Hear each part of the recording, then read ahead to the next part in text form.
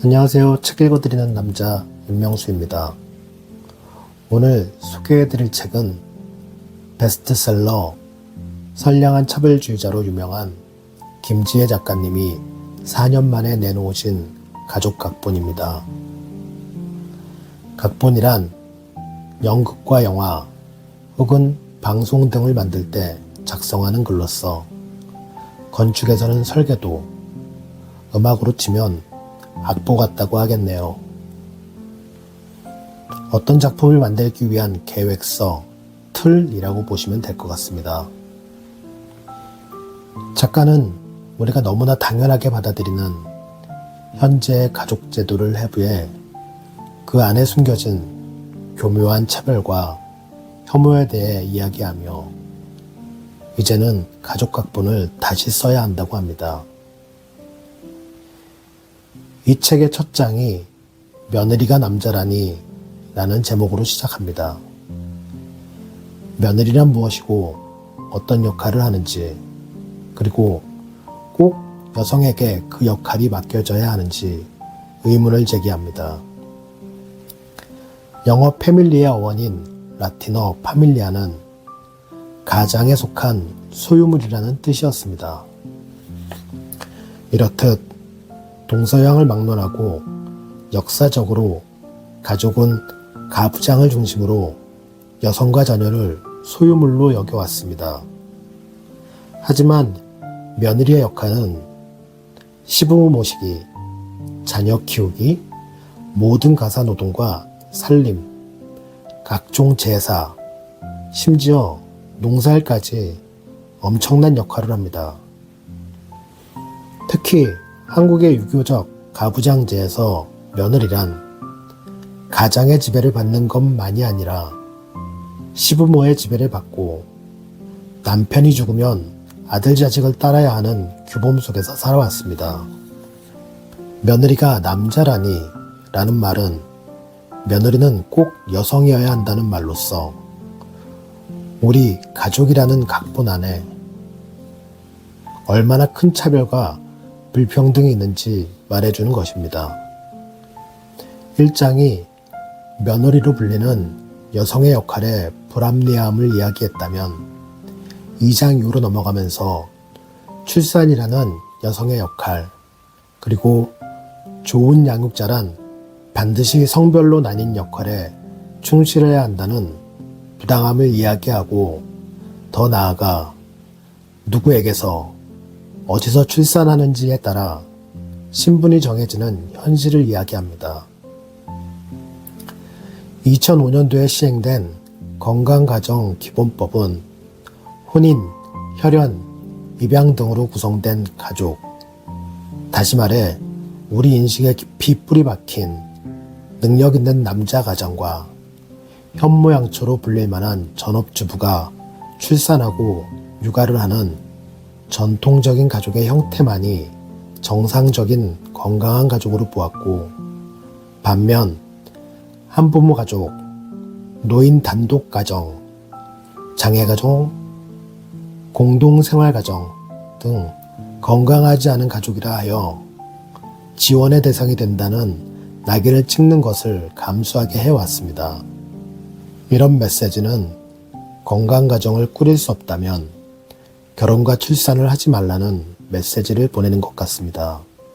반면에 국가와 기업은 정작 출산율이 떨어져 경제 성장의 둔화를 넘어 경제 붕괴와 국가 존립을 걱정해야 한다며 여성들에게 출산은 애국이니 당신이 아이를 낳아야 모두가 살 수 있다는 강요를 넘어 출산의 의무가 있는 것처럼 이야기합니다. 이는 국가가 가족이란 국가 경제를 위해 노동력을 제공하는 수단으로 볼 정도로 인간을 도구화하는 데 익숙하다는 것을 보여줍니다. 이런 가운데 가족정책과 인구정책을 같은 것으로 여기는 정부의 무감각한 현실에서 가족 해체의 책임은 개인의 도덕적인 문제로 돌리고 국가가 가족 생활을 보장해야 한다는 제도적 개성과 역할의 의무와 책임은 은폐하는 사이 이 땅에서 사람이 태어나야 할 이유는 더 사라질 뿐이라고 말합니다. 작가는 책 말미에 여러 나라의 다양한 가족제도를 소개하고 그 제도 속에서 차별하지 않는 지원과 다양성을 인정하는 예를 보여주며 우리에게 익숙한 가족 각본을 내려두고 가족이란 무엇이고 우리는 누구를 위해 그리고 무엇을 위해 가족을 꾸리는가 생각해 보자고 말합니다. 제가 오늘 읽어드릴 부분은 이 책 4장에 나오는 두 명의 엄마라는 부분입니다. 책 읽어주는 남자를 들어주셔서 감사합니다. 다음에 또 좋은 책으로 찾아뵙겠습니다. 두 명의 엄마. 미국 매사추세츠주에 동성혼이 인정되기 11년 전 1993년의 일이다. 두 여성이 5세 여아인 태미를 공동으로 입양하겠다고 법원에 신청했다. 두 여성의 이름은 수정과 헬렌. 수정과 헬렌은 10년 이상 함께 산 커플이고 태미는 수전이 인공수정을 통해 낳은 아이였다. 헬렌은 태미를 직접 낳지는 않았지만 두 사람이 함께 임신을 계획했고 공동으로 태미를 양육해왔다. 그러니 헬렌도 법적으로 태미의 엄마로서 관계를 인정해달라고 한 사건이다. 당시로서는 동성혼이 인정되지 않았으므로 두 사람은 동거를 하고 있지만 각각 비혼인 상태였다. 법적으로는 수전이 태미의 엄마였다. 헬렌은 태미의 두 번째 엄마가 되고자 했다. 만약 법원이 수정과 헬렌의 공동입양을 인정하면 태미에게는 엄마가 두 명이 된다. 과연 법원은 어떻게 판단했을까? 지금 한국 상황에서 일어난 일이라면 법원이 어떻게 판단해야 할까? 아마도 이야기를 여기까지 들려주고 의견을 묻는다면 당연히 입양 신청을 기각해야 한다고 생각할지 모르겠다. 엄마가 둘이라니 말도 안 된다고 말이다. 3장에서도 본 익숙한 반응처럼 평생 차별을 받을 태미의 앞날은 얼마나 불행할 것이며 그런데도 헬렌이 엄마가 되려고 하는 것은 자기 욕심이라고 비난하지 않을까? 무엇보다 아이가 잘 자라려면 엄마와 아빠가 모두 있어야 하는데 엄마만 있는 건 아동에게 최선의 양육 환경이 아니라고 생각하지 않을까? 그런데 몇 가지 사실이 더 있다. 수정과 헬렌은 둘 다 외과 의사다. 두 사람 각기 병원에서 일을 하면서 모두 하버드 의과대학 교수로서 활동하고 있다. 지금 살고 있는 집은 10년 전에 공동으로 구입한 것이다. 헬렌은 가족 내에서 전해지는 유산이 있는데 태미의 입양이 인정되면 그 유산이 태미에게로 갈 수 있다. 만약 입양이 인정되지 않으면 유산은 다른 사람에게 넘어간다. 태미는 수정과 헬렌을 둘 다 엄마라고 부른다. 수정과 헬렌은 양육을 똑같이 분담해서 한다. 헬렌은 보통 주중에 태미와 점심을 같이 먹고 주말에는 세 사람이 함께 놀러 가거나 집안일을 한다. 두 사람이 모두 일하는 동안에는 아이 돌보비가 있어 태미를 보살핀다. 서너 달에 한 번씩은 셋이서 휴가를 보내는데 친척들이 있는 캘리포니아와 멕시코에서 지내곤 한다. 주변 사람들은 수정과 헬렌이 좋은 양육자고 태미에게 좋은 양육 환경이라고 말한다. 이웃, 친척, 신부, 수녀, 동료, 태미의 교사, 건강문제 전문가까지 동의한다. 수정과 헬렌은 공동입양을 신청하는 이유를 이렇게 말한다.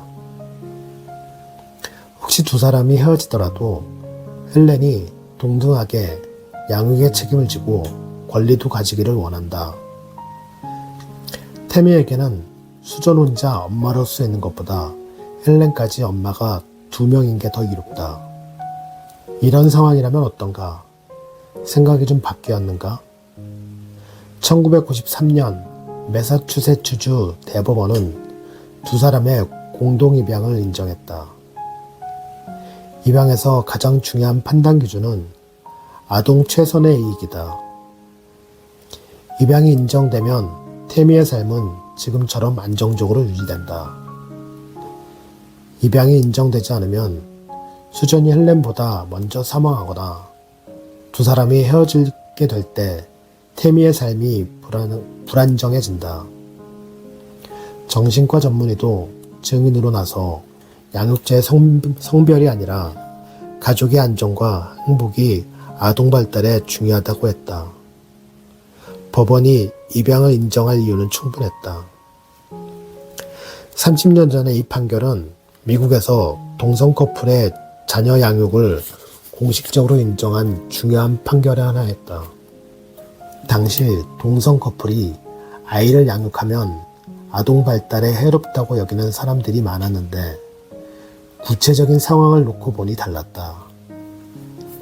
이성 커플이라도 모두 좋은 양육자가 아닐 수 있듯 동성 커플이 모두 좋은 양육자라고 단정할 수는 없지만 또 동성 커플이 모두 나쁜 양육자라 할 수도 없었다. 중요한 건 아동의 이익이므로 단지 동성 커플이라고 입양을 불허하면 안 되고 개별적으로 심사해야 한다고 법원이 본 것이다. 어떻게 보면 너무나 단순한 이야기다. 경제적으로 안정되고 아이와 시간을 나누며 서로 돌보는 두 사람이 공동으로 양육을 책임진다는데 그 자체로 좋은 가족 환경이라 생각하지 않겠는가? 그렇다면 과연 가족이란 무엇인가? 근본적인 문제를 갖게 된다. 반드시 남성과 여성이 결합하여 자녀를 낳는 것이 가족의 본질일까? 생각보다 우리의 실제 삶에서 가족이란 생활 공동체라는 성격으로 잘 설명되지 않던가? 어쩌면 좋은 양육자란 사실 성별과 별로 관계없을지도 모른다. 그런데 한편으로 씁쓸한 의문도 남는다. 만약에 엄마가 되는 두 사람이 의사가 아니었대도 이런 생각이 들었을까? 헬렌과 수전처럼 교육 수준, 소득, 사회적 지위 등의 면에서 볼 때 상위 계층의 두 사람이 양육자로 등장하니 엄마나 아빠가 둘이라는 사실이 신기할 정도로 갑자기 별 문제가 아닌 것처럼 느껴진다. 아니, 너무 좋은 양육자라는 생각까지 들 수 있다. 아이는 아마도 아주 높은 확률로 풍족한 환경에서 최고의 교육을 받을 것이고 좋은 직업을 가지게 될 것이라 예상되니 말이다. 30년 전 미국의 두 엄마의 이야기로 시작된 이 질문을 앞으로 두 장에 나누어 생각해 보려 한다. 이번 장에서 먼저 자녀에게 성별이 다른 두 사람이 양육자로 있어야 온전한 가족이라고 생각하는 관념을 돌아본다. 왜 엄마와 아빠가 있어야 할까? 성별에 따라 역할이 어떻게 다르기에 양육자의 성별이 문제되는지, 성평등을 추구해온 오랜 역사에도 불구하고 끈질기게 남아있는 성별 불합 관념을 돌아본다.